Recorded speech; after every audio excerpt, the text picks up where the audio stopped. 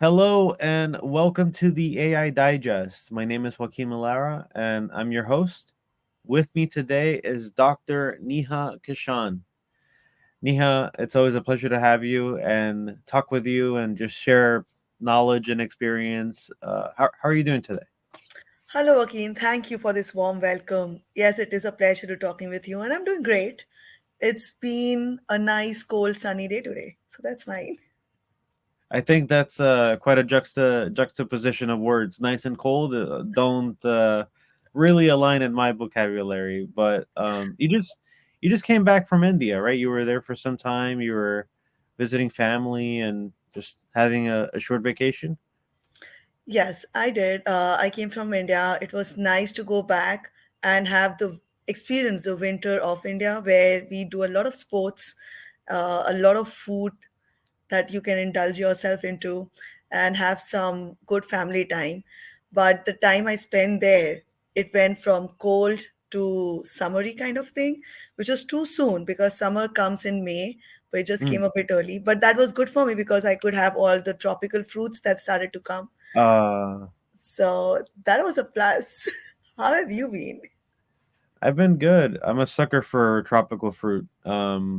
So let me bring this back to where you're at now. You are based out of New York and you know by virtue of that and your PhD work you live in upstate New York. You work as a lecturer in Rensselaer Polytechnic Institute. Is that correct? Yes. I'm a lecturer in the computer science department at Rensselaer Polytechnic Institute. You're correct. And you did your PhD thesis there as well. Yes, I've been connected with RPI. That is what we call RPI from 2018, doing my PhD over here, getting involved in all the extracurricular activities that I could. And that helped me to get my own thesis into picture. And then now it's fun to see and be on the other end of the table as the faculty and get to know more about the academia. Tell us a little bit about the work that you did for your PhD thesis. I'm curious to just paint a picture as to your interdisciplinary background and where you've been focusing your efforts. Sure. My PhD, the main theme is semantics, ontologies, knowledge graphs, and using it to help different communities. So, you also said the background. So, my background, in short, I'll just keep it short and crisp. So, my journey in research started as in the machine learning department, where detecting different level of stress using electrocardiogram signals, and then it went to authenticating users using ECG at different level of stress. Then it went to health domain again of using semantics in diabetes domain of ADA guidelines, the American Diabetes Association guidelines and all. It moved to um, the child health domain, and then into metamaterials and nanomaterials like material science domain. But during this time, whenever I was doing various work, various projects, or learning different like NLP, machine learning, or semantics, anything, I was also part of the grad council at RPI, and I had an opportunity to talk with a lot of grad students.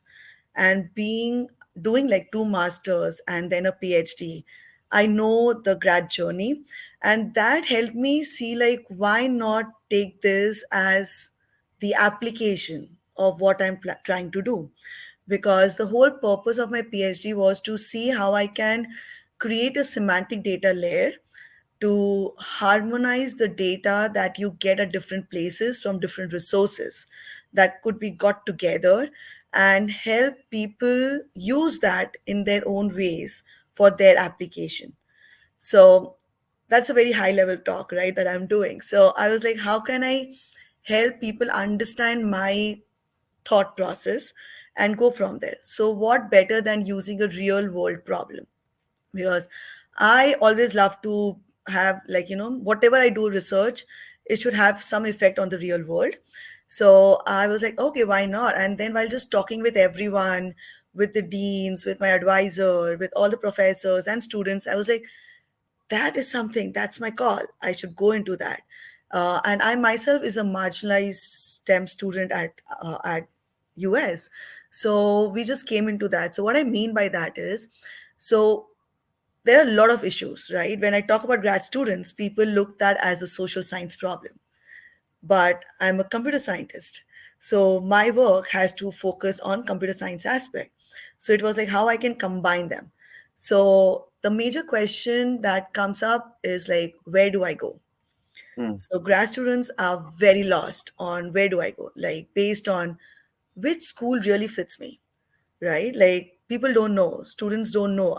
And we all know, like in high school we know which topic we want to go to. We want to go to science or accounts or management, and we start working way early. But for grad students it is not taught so much in the undergrad level. So how can we help them? And in today's world where we have so much diversity, and when the world has really understood and accepted that diversity really helps get everything up, you look at NSF reports, you look at anything, and they say like how diversity is really important to take science to another level. And when I'm saying diversity, it's just not gender. It's way more than gender, like gender, age, ethnicity, race, functionally challenged, and everything, right? So how do I get all this information to help students answer two main questions? Where do I go?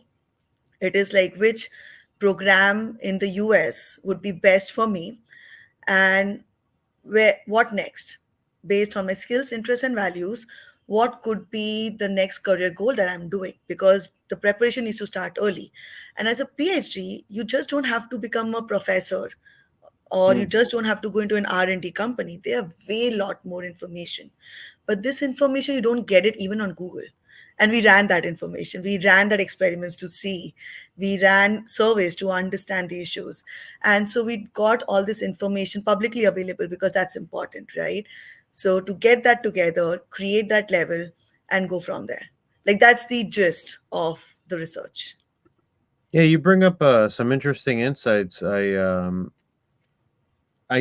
come to find that, okay, number one, I have a lot of respect for PhD students. You know, they undergo a grueling time period where they're trying to prove a new ounce of knowledge in the collective scheme of everything that's ever been uh, known within the human race. I Hmm. like that. That is a very big effort in itself, and you know you have to write humongous thesis and get peer reviewed by other people that have ran through similar trials.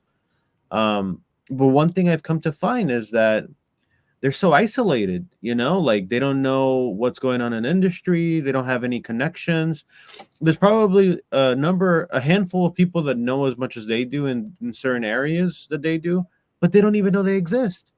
Yep, And true. I can, and it's so sad because it's like you're you're traversing the world through a perspective that nobody else has ever seen, and you have nobody to talk to. So, I mean, in the social science realm, that's where I see that there's a lot of struggle. And to add to that, to be marginalized and be in an environment where there are not people like you that speak your language and understand your unique needs, that's another layer of complexity. So, I Yep. think that work that you're doing to, you know, the work that you're doing for me feels very machine learning y. You're balancing and recommending and analyzing statistical information and finding ways of tuning this pipeline of students and intention so that they can maximize the level of success that they can have. Yes. Um, but yeah, kudos to you, Neha. Thank you.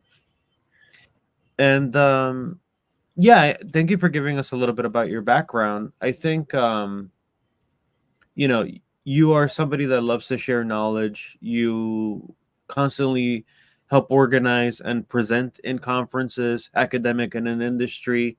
You contribute to papers and journals and chapters for technical books. Yeah, there's just so much to you. There's so many layers.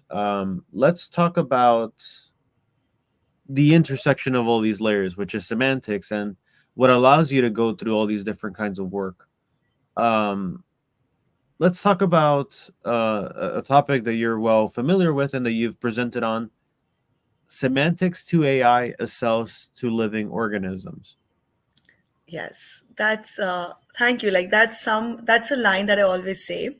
So because I have worked in different AI domains where it's very difficult in today's world. Whenever we say AI, people just randomly think it to be like either chat GPT or just machine learning or something else. But AI is like a big umbrella which has a lot stored under it. And the more you delve inside, the more multiple umbrellas pops up, right? So when I say that semantics is to AI as cell is to like microorganisms or something, it's like because semantics gives the required context. It gives a base, the anchor to most of these other AI domains, I would say, where it helps them to find the meaning of what is happening. So, say for example, when we talk about explainable AI. Okay. So when we say that there's a black box and something is happening, how do you explain why something is happening based on a particular context, right? Over there, semantics can really play a big role. It can come into picture and say, oh, X and Y happen in this format, and in based on this context, based on the information and the provenance that is had. When I say provenance, the truth, the reality from where it is coming, we say from there that okay, this is why something is happening. And explainable AI has been there in every domain, be health sector, be material science, be it anything, right? So how do you explain that? Semantics comes into picture. You take LLMs. I say when we are talking about ChatGPT, it's LLMs, and when we talk about large language models, it's like how the NLP, the natural language processing community, can boost that this is what we have done. But again, over there, when we talk about anything, it's important to say based on what context. We have seen like with almost a year with ChatGPT doing rounds and all, that there's a lot of misinformation also doing arounds because they are not able to understand what the question is asked and how are they supposed to respond. And it's not that they don't know what the question is asked, it's basically the context based on what the question is being asked, right? So when I say AI, do I really mean artificial intelligence, or do I really mean some other company that is there, or a course, or a person who has taken a name of AI? ChatGPT doesn't know how to find that, maybe. And that is where semantics come into picture. Semantics tells that, okay, this word means this, a word X means Y based on context Z, right? And that is how it goes. And all this is like it helps it to breathe, to become much better. And one of the examples that we were just talking before this was like how knowledge graph really came back to life by Google, right? When they said that they are using this, and you can see, if like I'm from India, so when I'm saying Taj, right, what does that Taj means? So is it because we also have like a tea company which is Taj, right? It can also be the Taj Mahal, one of the wonders that is there. And it will tell you like, are you meaning this X, Y, and Z again? And then you can search over this. So that is semantics. It's the same way that in microorganisms, when I'm living, when I'm doing everything, the major work is done by my cells, right? Like cells helps us to do all those basic root level mechanism and functions, right? And that is what semantics is doing for AI, according to me. That's my perspective, and that is why I say this part. I think context is something that we take for granted in our day to day lives with people that know us and that co evolve with us. I mean, Yes. we can have a dialogue around things that we know in New York or the subject matter, but I don't have experience with religion or festivals or sports that occur in India, and you don't have expertise around the cuisine or dialogues or slang of El Salvador. Right. So we have overlapping areas of experience and we have differing areas of experience, but the context, as you're saying, is a huge component of how we can decipher and disambiguate Right. ideas between our shared perspective of the world. Right. Like Um, you just mentioned New York. So when you're saying New York, are you talking about New York State or New York City? Right? mhm, That's as simple as it gets over there. mhm, it's true. I love New York State. The upstate, it's awesome. Anyways, let's boil this down even further and work with that topic from the atomic layer, from the cell layer up to the organism or complex compound. Sure. So, what is knowledge? Let's start there. What is knowledge? That's very interesting. So, according to me, knowledge is the an analyzed part of of an individual that they do based on the information they have, right? So, say if whatever information I have, I my mind will work. It will keep on working and try to grasp like what this information means to me, and I will try to extract knowledge out of those information. So, according to me, knowledge is that. Okay. How do you package it? I would say you package knowledge based on your experiences and the factors that's most important to you. So, say in today's world, when there can be so many polarized information going around, I can make myself get knowledgeable about both the sides. Or if I am too pro or too against something, I would just restrict my knowledge based on that part. And I would try to just assume or just remove the other part that's coming to me. I would just block myself from accepting the knowledge that I don't want to get it. Do you require experience as a part of a transportation mechanism for knowledge? Kind of, you can. Because your experiences will help you to see what kind of a knowledge are you absorbing, right? So when you're absorbing something, you're also transporting over there, right? Like you're like, okay, if I get more interested into one part of the knowledge that I have, I might want to dig more information on that. And the more information I dig into, the more connections happens in my mind, right? Like how your neural network works. The more connection happens and the more knowledge is extracted, is created, not just extracted but created based on that. And that is how this whole cycle keeps on moving. And the difference between information and knowledge is that level of context, right? Yes, the level of context and your own ethics, kind of like what you want to do, your own beliefs maybe. I mean, we've communicated either through pictures on cave walls and emojis on text messages, but we also communicate with stories, Yes. and that is a level of knowledge where we can transport information with context in a situation to accomplish a goal or influence or just share some shared experience, right? Yes, so again, so when you're saying a story, what is it? It doesn't become a story directly, right? You're adding one information after the other. Those small building blocks are there, right? You're adding that context to it. First, you might be just creating, you might just have an idea. And then to that idea, you're adding more like, characters to it. And then for each character, you're adding more layers to it.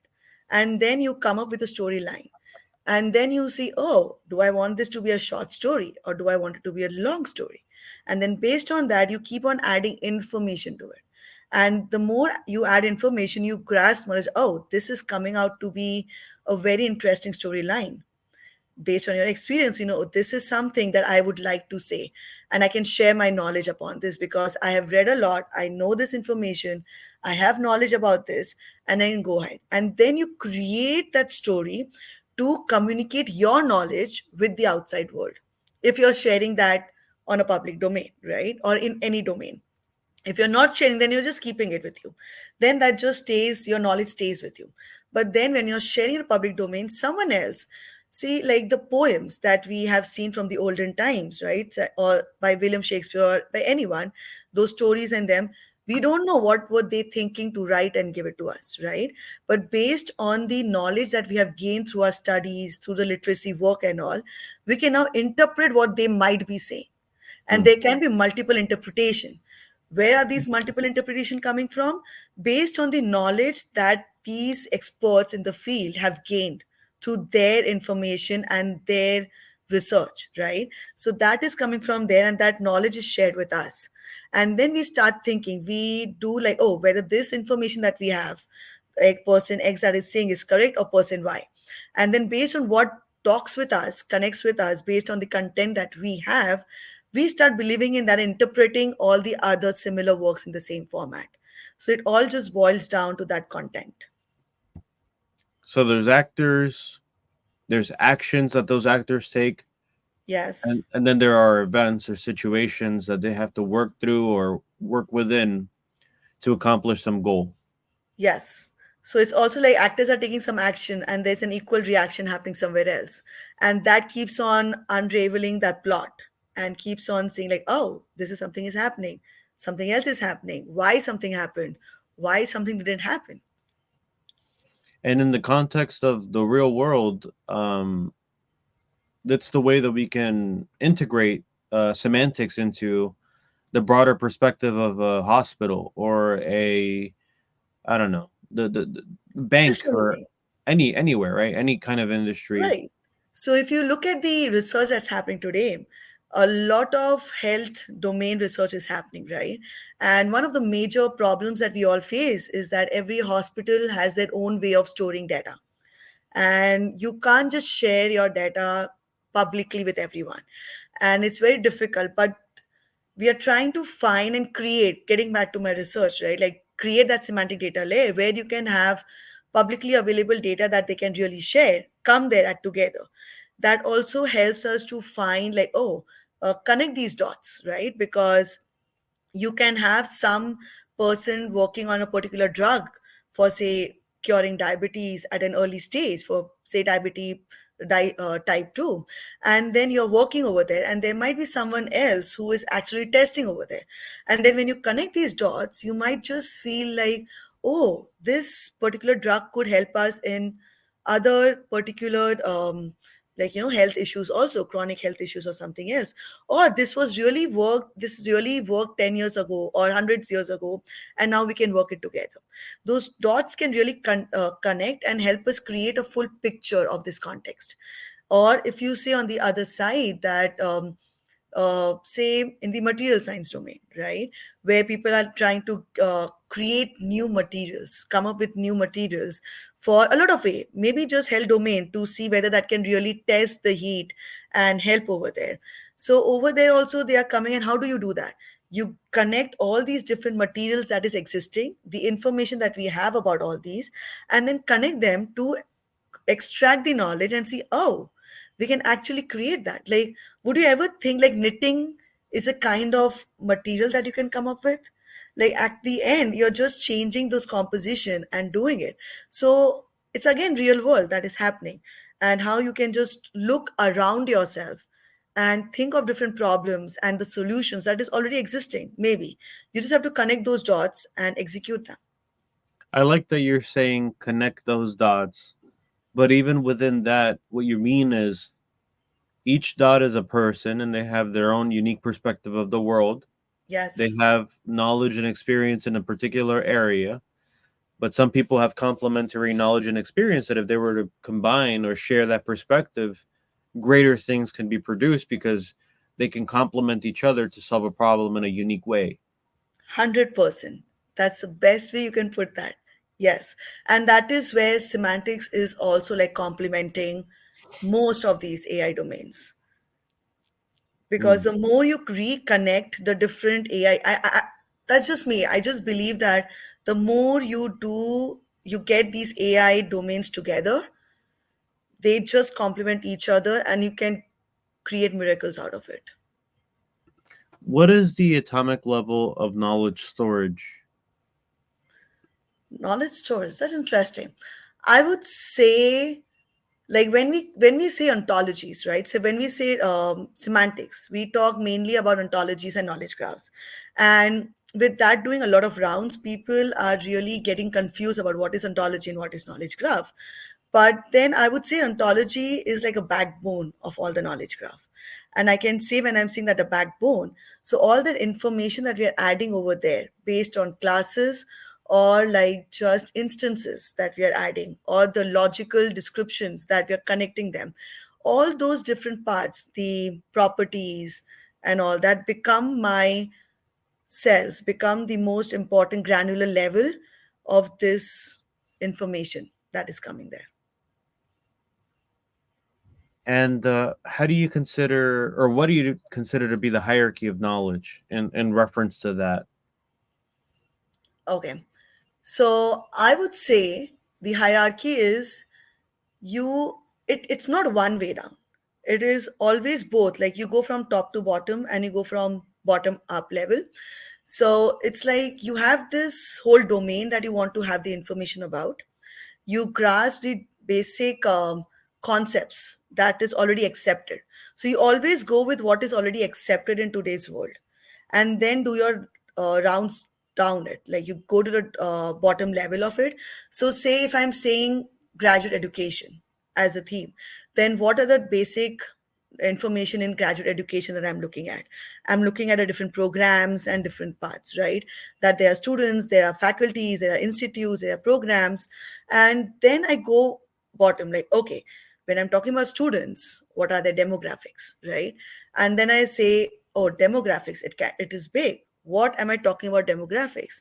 So I could talk about the different age of the students. I could talk about the different gender types. I can talk about the different race, the different ethnicities that they come from, and the different functional challenges that they might be having, right? And then I see, okay, if I'm doing this, then what about the different programs that's happening? And in the programs, we could also have different kinds of, like, okay, what are the students who have already passed this program? Because a lot of institutes and programs say that, oh, we have diverse students, but how many diverse students have actually graduated from that program is also equally important. Because a lot of people want to just get them accepted to say that we have diverse community, but how many of them are really graduating? That ratio is important to know, right?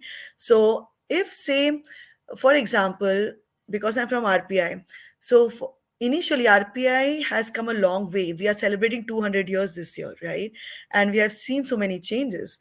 So the first time a women really got into an RPI, they were informed that, okay, the resources might not be for them, right? But their whole path will be a bit more challenging than the rest. But they were informed and they were prepared for that, right? But the more women came into picture, RPI then started work catering for both of these binary genders that we are talking, right? But now we have all sorts of, like, all diverse people, and when you talk with them, you are like, oh, I never really thought about this point. And you are just mesmerized by how, when you just sit in that diverse culture at RPA and you just have like random talks, something or the other comes out, right? So that is the level that I'm going to.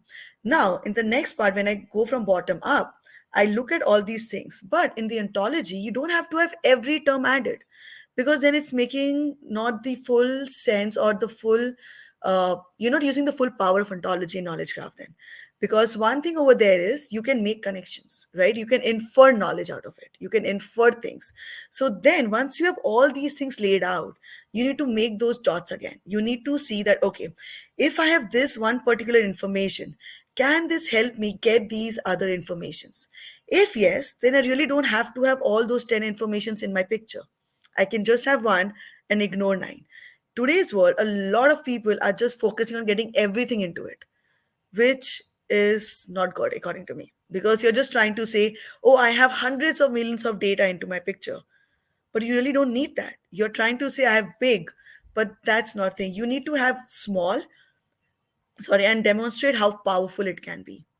So you, when I asked you what do you consider to be the hierarchy of knowledge, you're saying that's a relative thing to define, and it's relative to the size and scope of the area you're evaluating.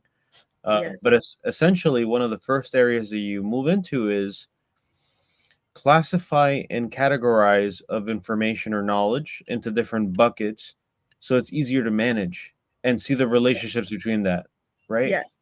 Yes. Okay. That's Um, that's what I'm saying. But the other part also comes in hierarchy, very important, is evaluation. Like, how do you evaluate? Just because the internet is saying that A gives to B and A plus B is equal to C doesn't mean that that's actually happening. And that is where semantics is very powerful, because it stores the provenance, it stores. And even when we, in today's world, when we are talking about the fake news and all, semantics can help because it can tell you exactly the source of that data that you're getting, of that information that you're getting, right? And that was also a part that I worked on my thesis of creating a new methodology to evaluate your knowledge graph, to evaluate how things are, because that is one of the very common things that the semantic field is struggling how to the evaluation, because everyone wants to create a knowledge graph, everyone wants to create an ontology, but they don't know how to really evaluate what they are doing. One basic important thing was competency questions, right? And it still stays there. But again, how do you evaluate those competency questions? How can you come up with like proper competency questions and say that, okay, this really does the way, and it's not just by one or two person who wants those answers, right? So all that mechanism, how can you create that using the current available techniques, tools, and thing? You go from there. So, in that hierarchy, evaluation also plays a big role. Whatever you are doing, whichever approach you take it, you should always make sure that you're evaluating your part and make sure that whatever you're adding is not biased. As humans, there will be some biasness into it. So, it's also important that you understand and acknowledge the biases that's going there and let people know that this is what we were doing, because then other researchers who want to either use your for their application or just take up to the next level, they know it, and we can either mitigate that biases based on the time that we are, maybe we have more information, more tools to mitigate them, or we can keep people informed of what are the drawbacks of the work that we are doing. Why do you think it's useful to treat knowledge as a core competency, as an asset? Good question. So I would say that, um, have you heard about when we say ignorance is a bliss kind of a thing? So it's like in the same format, like knowledge becomes a core competency of it. What is knowledge? As we had already discussed, right? It's all about how you think, how your thought process is, and you try to grasp more knowledge on that, right? So the more knowledgeable you make yourself, the more different perspectives you would be open to hear and broaden your own mind. So, say if I say that no, I just believe that semantics is the whole and soul of AI. I'm okay to believe that, right? Like no one can stop me from believing that. And I force people to say that based on the information that I'm sharing. But because I'm expert in that, people might be, oh, this person is knowledgeable, right? This person knows about this. So maybe this person is saying right. But what am I doing? In some manner, I'm just trying to skew all the knowledge, right? And remove the other part of the knowledge. So, but if I'm open to hearing different knowledge, to hearing different perspective, because when I'm saying hearing different perspective, I'm also accepting the knowledge that they have. Because when they are sharing their perspective, it's based on their knowledge that they have and based on their ethics, based on their understanding, right? So then I'm accepting that knowledge from them. And then now I have 10 different perspectives to look into. And then to make more connections, make more inferences as an objective manner, right? And then I'm like, oh, yes, I'm right that semantics is important. But semantics is not the whole and soul, because semantics, when connected with NLP, when connected with machine learning, becomes a new level, right? So my knowledge has taken a different stage and I'm on a different level. Did I answer your question or did I just sway away? I think we swayed away a little bit, but I think you danced around it in a way that it gives the shadow, it gives the shape of it. Um, we can't really do any more further processing of knowledge until we were able to reflect on it and document it and extend it. But at its core, I think there's a lot of people that are missing that step, and I think we talked about this a little bit before we started the call, that people are so enamored with Yes. the idea of LLMs and things that can seemingly magically create things from the air. But when you actually need a real response that has facts that can give you real data driven decision making augmentation or direction, you need to base it on knowledge, and knowledge needs to be constructed and architected. So, Yes. Yes, that has to be because when I'm saying about the ontologies, right? Ontology is like a backbone. It tells you the concepts which is there. But then the knowledge graph comes into as instances, right? All the actual data that goes into it. The data that's going into as part and using the concepts that has been added to the ontology, right? And then from there, you keep on building that and creating that knowledge graph, the base that is there. And then coming out from there, you're like, okay, this is why something is happening. And we go one step ahead. And that is why you keep on building more knowledge, gaining and doing a retrospection on what you have already learned. I'm going to make the assumption that you've never been on a hot air balloon, nor do you know how to operate one. I don't know how to, yes, you're correct. I've never operated a hot air balloon. But if we were to sit and talk with a group of people and say that we understand how hot air balloons work, I mean, we can both agree that that's bullshit. That's a bunch of Yes. lies. Like in that manner, if we don't have a guiding manual, or we don't have the knowledge constructed in the back of our answers, like an LLM, if we just make things up, it holds no value, no real value to somebody who needs to operate a hot air balloon. Uh, Correct. And that is what a lot of us have seen in the recent times that people have started to bully LLMs, right? And they are getting much more easily bullied into like, oh, they have to create an answer for you, right? The and why is that happening? Because human biasness has been added to it and it has learned that mm, biasness from us. And now when you say, oh, really, you really don't know what the answer is? And they'll be like, oh, I'm sorry. And they'll just make up for you, right? And if you don't go and authenticate that or evaluate that, then you're just accepting a false knowledge. right. How do you go about building a knowledge base?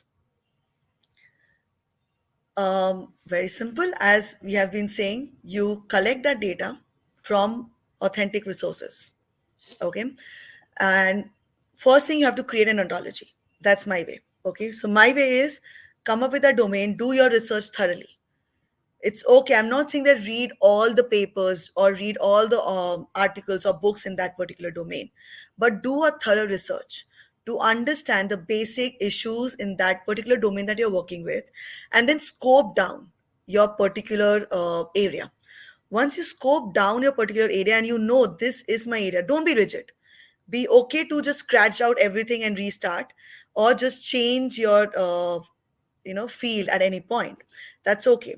But once you know that, okay, you are knowledgeable about the pros and cons, about the limitations, the pluses of that particular field that you're working in, then start looking at the different resources that are much more that you can rely on. Okay, so like for me, I can rely on the NSF data, I can rely on the science data and the my IDP data.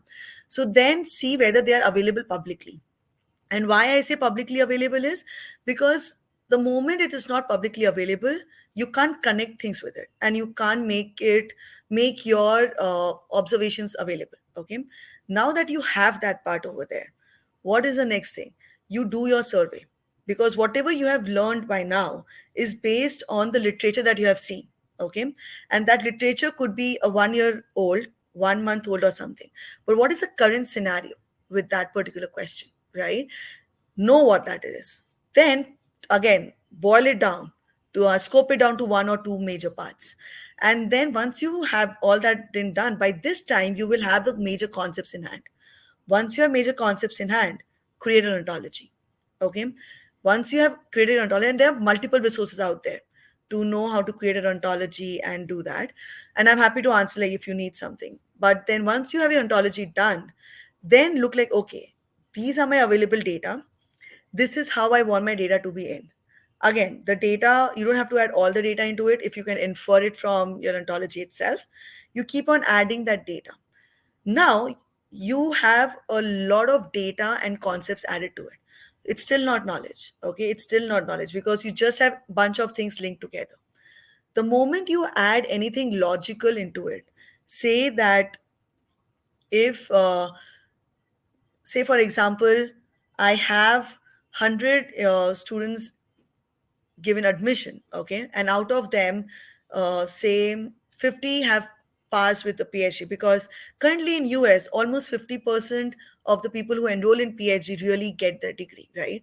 Just based on that, if I'm seeing like 50 has done, then then my system can, and I add like, okay, these are the based on these demographics. Now I have logical information that human can process, and all that data gets into it. And now it has become my knowledge base, because now it can actually, if I use it as a search engine, and if I give it a question, okay, it can tell me whether I'm saying a word based on which context, because I have given the strength to it, given the power to it to understand, to infer, and to anticipate how things are working, and how these links should be, how these data should be connected and inferred for me to make more sense of it. In that way, now I have a whole part of a whole base which connects the data, link, and it has become a knowledge for anyone to process and just infer it and absorb it. It's sort of like building a map, right? You have some landmarks and you have things that you want to document that are notable, Yes, like there are major concepts in a particular domain. Um, I don't know, agriculture. You have seed, soil, water, right, temperature. Those are notable, but then you go in, as you said, and you scope out. What of this is of interest to me, and how's it related to everything else? right, You chart your course and you evaluate the landscape, and you say there's a tree here, there's a bush over there. This is the way that the land is shaped, and this is the composition of the soil. You start to add more details, and then you add the logical components where you plant the seed. If the seed is planted and watered over a period of time, it grows into a plant. Over a period of time, that plant grows to a harvest. That harvest is taken out and sold at the market, and that is the life cycle of a plant. So that makes right. it a more dynamic Yes, environment. But then you feed it data, right? Then you give it yes. actual experiences, as you would like with a normal person, right? You want to give it situations that it can learn. And then you go back, because you have created this basic part, you have created a basic knowledge graph, right? A knowledge base that you have created. Mm, Now once you, like as you said, then you talk to a farmer saying that, okay, at this time, with these conditions and all, you have this particular, say, rice, right? And you grow rice. But then you go back and see, okay, what kind of a rice am I talking about? Am I talking mm, about red rice, brown rice? Do they all need the same kind of temperature or the environmental conditions, or do they need something else? And then you talk to them, they tell you something, and you go back and either fix if something was wrong, or expand it, right? Seeing like, oh, this more information needs to be added to get more knowledge, right? mm. And based on who your audience is, you can keep on expanding your knowledge. But that's a process which doesn't end at one step. It needs to be iterated over and over again. But again, you can't just keep get into an infinite loop. So you need to have your own boundaries, saying, okay, this is until where I'll be doing, and then I let someone else take over from there. But you are also adding your metadata with it, right? Making sure that you can let people know what process did you go through, and at what time was this happening, because we are in a global warming scenario, right? So things can change. Something which was growing Right. in December can now grow in January or November, you don't know. As you So uh, change. as you mentioned in your anecdote earlier, you said in India summer came early. So that Yes, impedes the farmer's capabilities to plan crop according to a particular schedule that they're used to. right. Certain crops might not be suitable for this time. I mean, why are tropical fruit being available now? That's an anomaly, right? Kind of. Historically, at least. Yes. So yes. So that is why I'm saying, like, evaluation comes out as a re-information or just going and checking what you did is right, and also trying to evaluate your own thought process and the knowledge that you have, right? So that evaluation is really important. So when I'm saying semantics is important, that evaluation is also important, because using semantics and using ontology and knowledge graph, you can add provenance, like you can add the source of information, right? But again, if you don't evaluate, how are you adding this? So I can't just go and add anything because someone else said something on Reddit, right?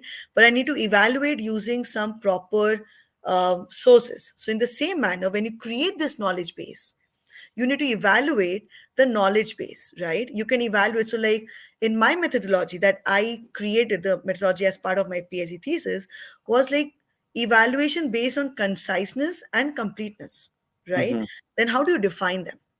Because again, when I'm saying semantics, it's all about definitions. How much is enough? How much is enough to paint that picture? And how do you define that? So I went ahead and I defined what I mean by completeness, what I mean by significant, what I mean by this, right?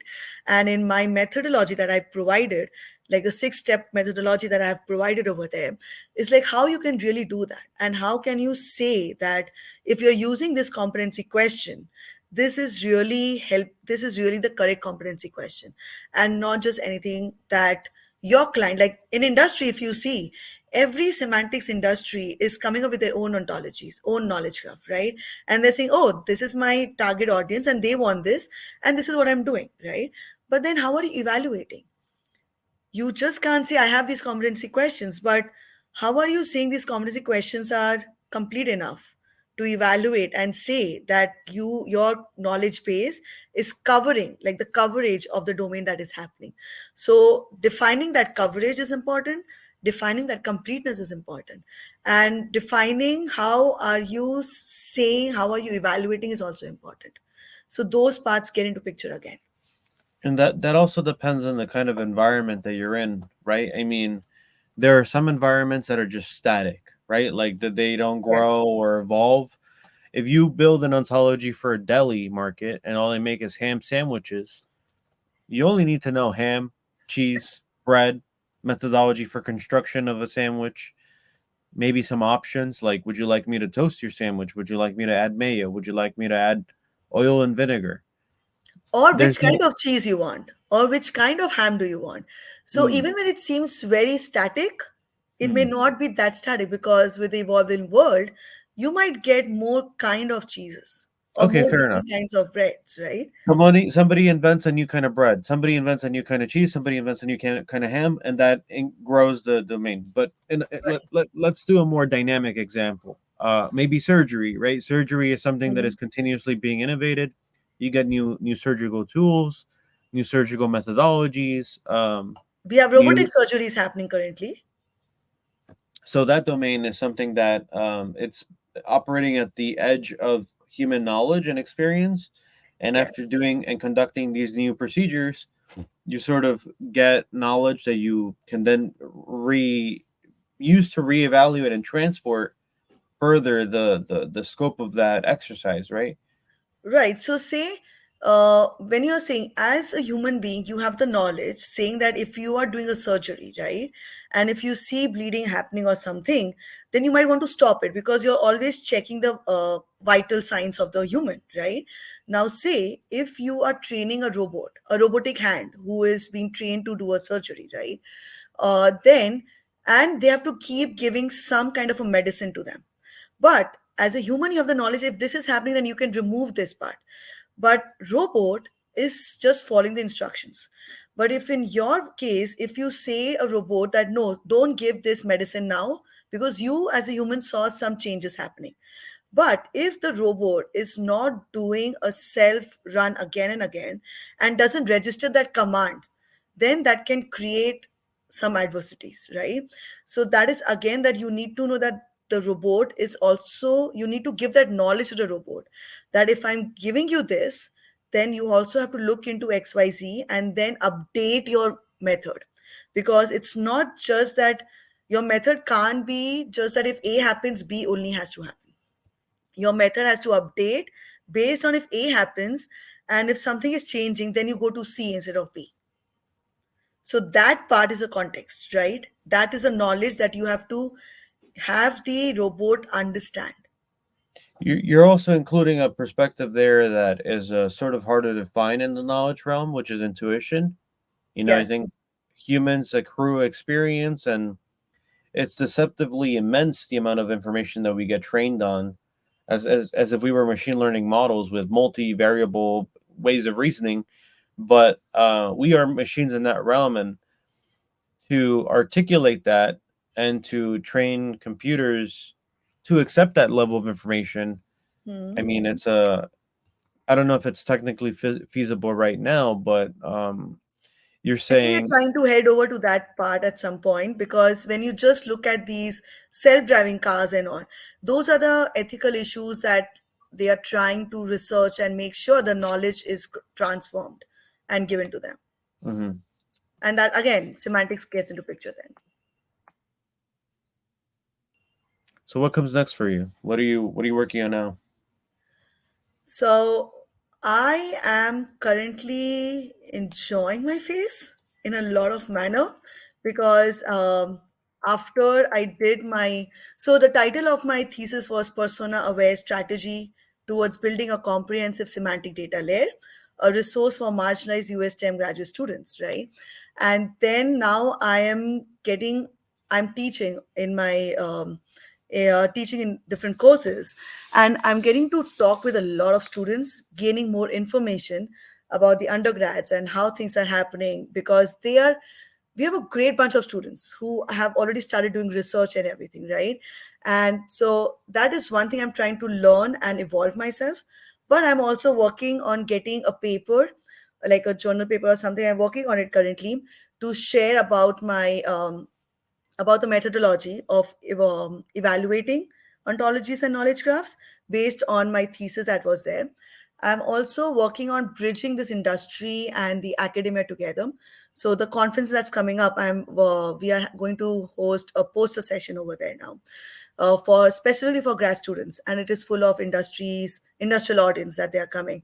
So working on that, and just trying to stay up on, like, how I can make my students love research, or just help students in finding what they really want to do it, right?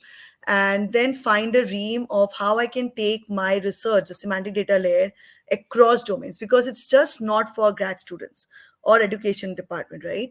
Right. It can be used for multiple domains. So how I can reach out and make it more generalized.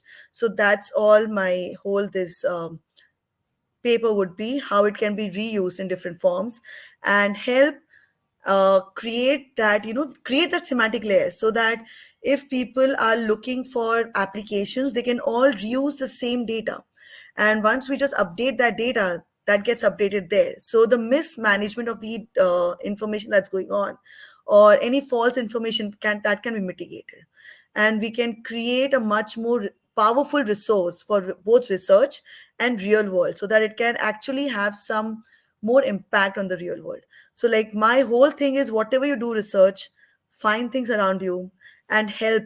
Because if you can help one person around you, that can start a ripple effect and of helping people. And generally, you can just help the society and get it up. So that's what I believe in. I love that. I do have one question. You spurred a spark of curiosity. How do you evaluate something you've never been exposed to? By Say doing your you have, research, by research? you Yeah, can. but say that there's you constructed an ontology, a Hmm. mapping, right? And you had to Hmm. leverage the expertise of somebody that knows about a particular thing, and they die or they just leave. Is that knowledge lost forever, or do you have to construct it in some ways? Like, how do you circumvent those things? That's a very interesting. So I'll give you a very real world example. A lot of people connect with bitcoins, right? So the passcode of that has been lost because the person who created has died, right? So that is why I say metadata is also important. Because, and also remember when we were talking, we talked about the poems and other stuff. Like, if I just write something and keep it with me, I'm not sharing. So I'm not sharing the knowledge, right? So say if a doctor who is perfect in their domain, right, doesn't share or doesn't teach to anyone else, when that doctor dies, the knowledge has been lost. How do we regain it, right? That's your question. So If the surgeries that that person has conducted has been documented and is released for research, then a person can release and reconstruct about saying this might be something to look into, right? So you can't evaluate directly, but then you have to find the instances in literature or whatever you have to support a kind of a hypothesis that you are trying to come up with. Okay, so say like the historical events that happens, right? Being from India, say for Ramayana or Mahabharata that is happening, we don't know, but people in the historical domain, they are trying to find those some evidences to either support or whatever to come up with hypothesis whether that was real or not, right? So as you mentioned, you don't know what had happened, so the first thing is try and see if you can find some information around that. And it can be frustrating because maybe you're not right asking the right questions, but the person really knows it. So you might have to change your methods. Try and see if you can have it. Or if there's an expert in a related field that can help you reconstruct, right? Like even the cases that happens, like True. criminal cases, they True. do True. that, True. right? True. They True. True. Yeah. reconstruct into it. You have a hypothesis. I mean, the ontology is a hypothesis. It's a big map. Hmm. And as far as you're aware, from ignorance of not knowing what that means, like with experience, you can suss out which aspects of it are good or bad or kind of not fresh anymore because of the way that things have changed over time by checking resources, checking similar experts. You're right. Hmm. Yeah. It can become Neha, philosophical, but it could be fun if you find the one that is interesting to you. And then out of all those boring things, you can always find one thing that's interesting to you. it's not boring. If you're in this profession, you love knowledge and you love being a little detective. I think that just comes with the territory. What I mean by Um, boring is like when you keep on digging, you might just feel like, oh, I already knew this. So that mm, kinds of becomes like redundant, and you're like, I'm not getting anything yeah, new, and you get frustrated. And then you're like, after you've worked for a year or 2 years, and you're like, wait, did I just come back to that? But that thing, if you're coming back to the same point again and again and again, that's that's saying important. something to you. That it's Yeah. important. Maybe that is something you shouldn't ignore and go deep into it. Mm, So that is what I meant. Like it may be boring, but it's not that boring. mm. Neha, it's been a great pleasure to have you, and we're probably gonna have to do this in some other way, shape, or form. But any pieces of advice to people that are beginning their academic journey or trying to enhance their communication skills so that they can collaborate and cross pollinate knowledge from different areas? Sure. So I would just say trust yourself. Don't validate yourself based on what other people think of you, because they are thinking of you based on your work. They are not thinking of you, they are thinking of your work. So do not let anyone else influence your own validation. World is full of people to criticize you. Be your first cheerleader. Okay, let people criticize, give them more reasons to criticize you, and then use that to grow ahead and grow forward and be resilient to a lot of things. It's not easy, but then that's the fun. Enjoy this roller coaster ride. Get into research, because research teaches you to fail. Failure is a part of Mm, research. The more you fail, and what it says is like you're not getting down. It's like, can you get up after failing that? And every time you get up, enjoy that victory, celebrate that small victory, because every victory is important. The biggest victory will be celebrated by the world, but the smallest victory will help you go there. So enjoy that and just have fun and connect with people. Get yourself out, get out of that box. I know, like now I'm speaking so much. At some point, mm, I was like, now I can say I'm an ambivert, but I was an introverted kind of, because I was like, should I go and talk to that person? That person is right, knowledgeable. What if that person looks down on me? So let me tell you, if that person is knowledgeable, that person will try to make you comfortable. But if that person is arrogant and puts you down, then don't go back to that person. right. Okay, because the more you grow, the more humble you become. Mm-hmm. because you know how it is. And go to conferences and workshops. Just go and go and talk to random people and tell them about something, and you'll find, like, you can just talk over, like, oh, this coffee is not good, or that person is good, and just start a conversation. The more you talk, the more you'll understand communication, and the more interdomain work will start coming up. Mm-hmm. So just go to talk in the intention of talking, but not any end goals like, oh, I really want this from this person, because then the person is not stupid, they will know what you're here for. Mm. But just go, try to break your boundary. First time it might be embarrassing, but go again until you become comfortable with that, and just enjoy. I always say that, just enjoy the process. Be sure to check out Neha in LinkedIn and reach out to her if you have any more questions. She's super helpful and always happy to lend a helping hand where she can. Uh, Again, Neha, it was a pleasure having you, and yeah, I look forward Thank to you seeing so much. your further successes. Thank you for having me here. And it's always fun to talk to you. Like, I've known you for some years now, and it's always fun. And I'm pretty sure all your audiences will love this and the other podcast. I hope they love this also, but they love all the work that you come up with. Looking forward to that. Thank you, Neha.